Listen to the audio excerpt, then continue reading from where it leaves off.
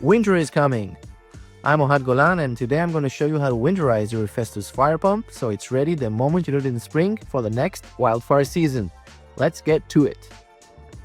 Before we touch the pump safely, work outdoors in a well-ventilated area, away from flames or heaters, wear eye protection and gloves, have an ABC fire extinguisher nearby.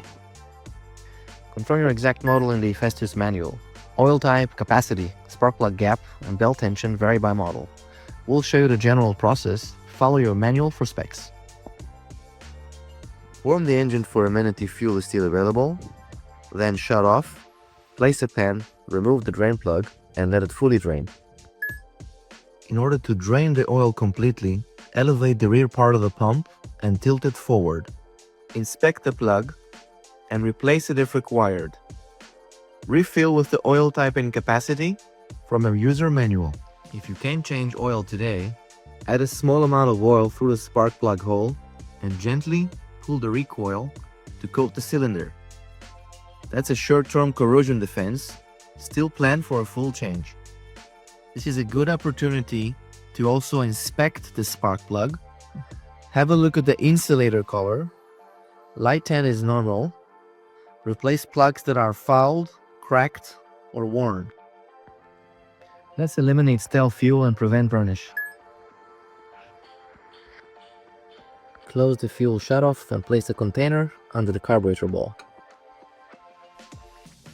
Open the carburetor ball drain with the provided 10mm wrench. You can also remove the screw altogether. There's a gasket on the screw, and there's the O-ring just above the ball. If you remove it all together, pay attention to put it back in place.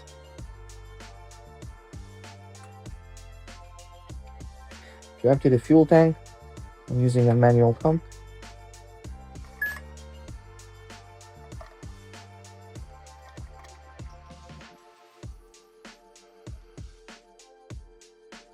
Dispose of old fuel at a hazard waste facility. Don't simply dump it.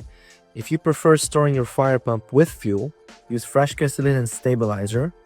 Run it for a few minutes to circulate, then shut off, and still drain the carburetor ball. Check the air filter. Open the airbox. Remove the cap. Remove the fastener. Inspect the filter. Look for any foam damage or dirt. You can clean it with some air or wash it if needed. This is a great opportunity also to inspect the cooling fins for any debris or any dirt. Clean it as needed in order to ensure the engine breathes and cools properly.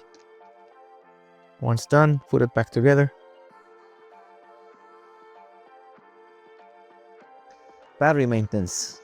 The Ambergar is equipped with both a recoil and electric starter. In order to maintain your battery, disconnect the negative first. You can wipe down the terminals. You can also use electric grease.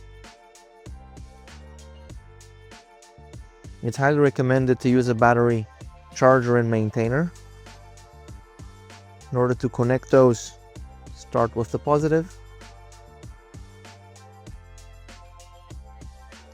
The one we're using is by CTEC.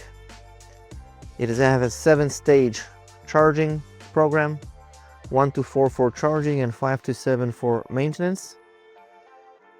If you're using one of these devices, make sure it meets your battery specifications. Using a maintainer, you can leave your battery connected.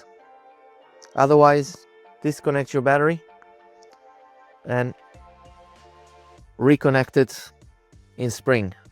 Start with the positive first.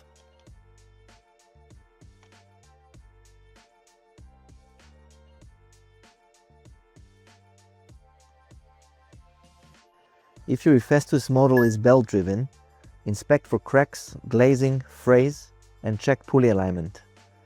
Tension should match your manual specs.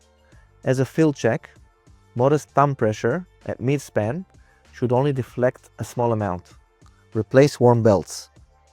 Wipe the unit clean and spray light corrosion inhibitor on bare metal. Store the pump in a dry ventilated space. Keep the manual and spare parts kit, plug, belt, oil, along with the pump. That's it. Simple steps to protect your Hephaestus fire pump all winter and save you time in spring. For model specific, check your user manual. Feel free to download our printable checklist from the link below. And as always, be ready, stay safe. Thanks for watching.